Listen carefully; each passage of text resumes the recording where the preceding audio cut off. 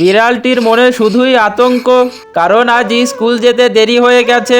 বিড়ালটি ভাবছে আজও হয়তো বকা শুনতে হবে। বিড়ালটি ক্লাসরুমে ঢুকতে রাগী শিক্ষক বিড়ালটিকে মারতে থাকে।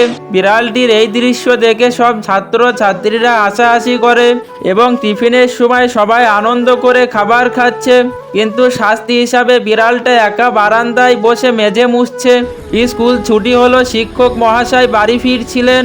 হঠাৎ রাস্তার মোড়ে শিক্ষক থমকে দাঁড়ালো এবং শিক্ষক দেখছে স্কুলের সেই বিড়ালটি ঘাম ঝরিয়ে ঠেলাগাড়ি ঠেলে নিয়ে যাচ্ছে।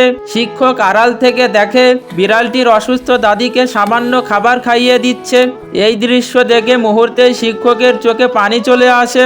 পরের দিন সকালে বিড়ালটি যখন ভয়ে ভয়ে স্কুলে ঢোকে, শিক্ষক বিড়ালটিকে জড়িয়ে ধরে আদর করে এবং বিড়ালটির হাতে তুলে দেয় নতুন বই আর এক প্যাকেট খাবার। তারপরও তোমরা লাইক সাবস্ক্রাইব করনি।